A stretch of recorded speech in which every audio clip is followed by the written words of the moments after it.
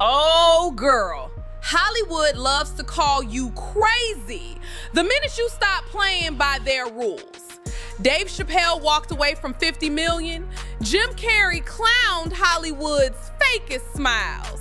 And both of them ended up sounding more like prophets than punchline makers. Or maybe they just needed a break from the circus. Dave went to Africa. Jim started painting weird cartoons. Not exactly a revolution. But look closer. Every time these comedians pulled back the curtain, they weren't just venting.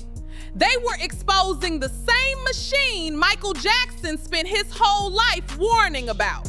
The contracts, the betrayals, the setups behind those shiny award shows. You make it sound like Comedy Central was the Illuminati, girl. Don't laugh, Keisha.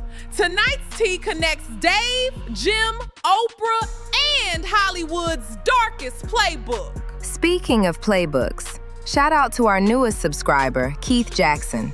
Welcome to the tea table. No weak rules here, baby. Just scalding hot truth. And maybe a little shade on the side. Stick around, because once Oprah enters this story, you'll see exactly why truth tellers don't last long in Hollywood. I mean, I'm a conspiracy theorist to a degree. Like, when I connect dots that maybe shouldn't be connected, I don't know. Hollywood doesn't call you crazy for nothing. They call you crazy when you stop playing the game. And that's exactly what happened when Dave Chappelle walked away from that $50 million Comedy Central deal. Overnight, he wasn't a genius anymore. He was unstable. I've heard the stories, seen these kinds of things play out in front of me. Who in their right mind leaves $50 million on the table? That's generational wealth, girl. Dave himself said it plain. Or Martin Lawrence punches through and he's waving a gun on the street screaming, "They're trying to kill me." Yeah. I wasn't running from success. I was running from the circumstances. Why'd you walk away from $50 million? I wasn't walking away from the money. I was walking away from the circumstances with the newfound plateau. Yeah.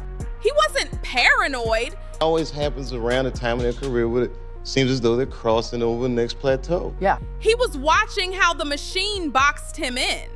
I felt like in a lot of instances, I was deliberately being put through stress because, when you're a guy that generates money, Yeah. people have a vested interest in controlling. Friends turning to handlers, contracts turning into cages. Or maybe he just didn't like the fine print. You know Hollywood deals. One wrong clause and you're suddenly working for peanuts. But here's the twist. When Dave tried to explain his choice publicly, the narrative flipped. Rumors of crack pipes, headlines about nervous breakdowns, late night jokes about him losing it. That wasn't random, that was the playbook. I don't understand this person, so they're crazy. That's bullshit. These people are not crazy, they're strong people. Maybe the environment is a little sick. Or it was the press doing what the press always does, milking drama. Comedian quits show ain't a headline. Comedian loses his mind. Now that sells papers. Exactly. It sells, but at the expense of truth. Same way Michael Jackson's battles got framed. Discredit, distract, destroy. If you can't control the messenger, smear the message. So now Dave's in the same box as Michael? That's a stretch. Not when you see the pattern. And here's where Oprah steps in. She didn't invite Dave onto her couch to hear him out. She invited him to reframe his story. Watch how she redirected every concern about industry pressure back to stress and instability. Oh no. Don't tell me you're about to drag Oprah into this. Sis, we have to. I told you. We're gonna hang out. You ready? Gonna watch a movie. Before we get into it, Gonna take some pictures. I just want to make it clear. Because the way Oprah handled Chappelle is the same way she handled Michael. And once you see that, you'll understand how Hollywood keeps its gatekeepers in power. Dave Chappelle sat on Oprah's couch with one mission: to explain why he walked away from $50 million. But instead of clarity, what he got was a masterclass in narrative control. Or maybe it was just smart PR. You don't run to Oprah unless you're trying to save face. That couch was America's living room, not a confessional booth. But listen closely. Every time Dave tried to say he felt targeted or pressured, Oprah softened it. He said, "I felt like I was deliberately being put through stress." She reframed it as, "So you felt overwhelmed." That's not listening. That's rewriting. Or maybe she was just making it digestible for the TV audience. Nobody tunes in for industry conspiracy hour, girl. But it wasn't just Dave. Michael Jackson got the same treatment. Oprah sat across from him too, not to amplify his truth, but to cast doubt on his sanity. And years later, when he couldn't defend himself, she platformed documentaries that sealed his narrative in negativity. Do me a favor, please. Get out of here. Get out of here, man. I'm saying. So you're saying her couch was less therapy session and more courtroom? Exactly. The verdict was always the same. If you challenge the system, you're unstable, ungrateful, or unhinged. Or maybe she just knew that drama drives ratings. America eats that up. Drama does sell, but here's the sinister part. Why is it always the truth tellers who get labeled as unstable? Why do the whistleblowers get smeared while the system stays shiny? So you're telling me Oprah was just one piece of a bigger machine? That's right. And another Hollywood insider spelled out exactly how that machine operates. Mel Gibson called it the social contract. And once you understand that, the whole pattern makes chilling sense. Notice the pattern. Every time a star pushes back, the industry doesn't argue with them, it labels them. Crazy, difficult, dangerous. Oh, Lord. Again. Again. Mel Gibson once called it the social contract. And when you hear what that means, it'll make your skin crawl. You can't get mad. You can't let it get you, because you have to make a deal with everyone else, and it's almost unspoken. Mel Gibson?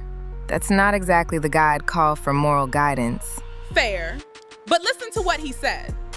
He described Hollywood's unspoken rule like this: you will be betrayed, stabbed in the back, maybe even ruined, and you're not allowed to get mad about it. In fact, you're expected to smile through it. And I've often felt it. I've sat there, and I have felt the knife slipped firmly in between my shoulder blades and tried to have it shoved through the other side through my heart. So basically Hollywood said, we'll wreck you, but keep clapping. You are going to be f***ed over at some point by people who you may have done something nice for. Sounds about right. But that shouldn't get in the way of you being able to sit down and have fun with them. Exactly. Gibson said he literally felt the knife slide between his shoulder blades, but the culture taught him to laugh it off or risk being blacklisted. That's not a business deal. That's psychological programming. Or it's just showbiz politics. High stakes, high egos, money on the line. People get cut. But here's where it gets dark. The ones who accept the contract, who smile through betrayal, keep working.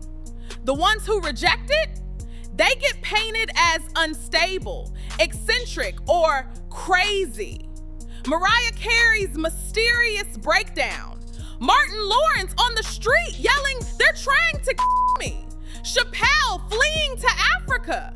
The media spins them all the same way. Hold up. Wait a minute. Something ain't right. You saying Martin Lawrence screaming on the street was part of the pattern too? Yes. Dave Chappelle even pointed to it in interviews. What's happening in Hollywood when a man that strong cracks in public? These aren't coincidences. They're symptoms of a system designed to break people who resist control. So if Chappelle bailed to Africa and Gibson ducked out, that's survival. But what about the ones who stay in the machine? That's where it gets chilling. Because Michael Jackson didn't run. He didn't hide. He documented. He collected leverage. And that made him the ultimate threat. And now you're about to drag Jim Carrey into this, aren't you? You already know, because Jim saw the machine too. And when he finally started calling it out, he didn't hold back. Here's where it gets wild, because Jim Carrey, the man we thought was all rubber faces and slapstick comedy, suddenly started talking like the machine's biggest whistleblower. You don't know, Jimmy Fallon doesn't know, David Letterman doesn't know. We don't know. All the comics and show business don't know what this is. Or maybe he just got tired of Hollywood's nonsense and decided to go full philosopher artist mode. You know Jim. One day Ace Ventura, next day painting dystopian cartoons. Nah, sis. He wasn't just painting, he was pointing.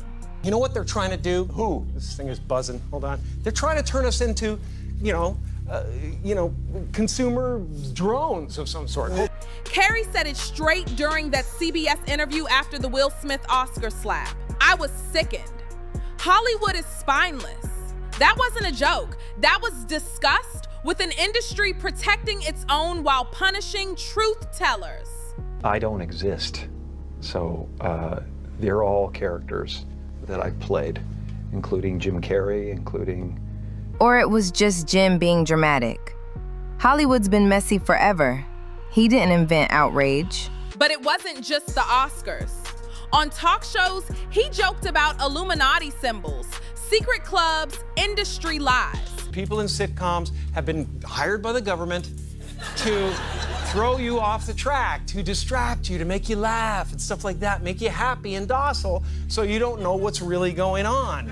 You know, and they get out there in the woods in a circle naked and they decide these things. Everyone laughed it off as Carrey being weird, but he was doing exactly what Chappelle did, calling out the machine in plain sight. And like Chappelle, people labeled him eccentric. Same script, different actor. Exactly. They framed the truth as comedy, so nobody takes it seriously. But every time Jim peeled back the curtain, he confirmed the same monster Chappelle and Michael described. So you're saying the guy who used to talk out of his butt in Ace Ventura is now Hollywood's prophet?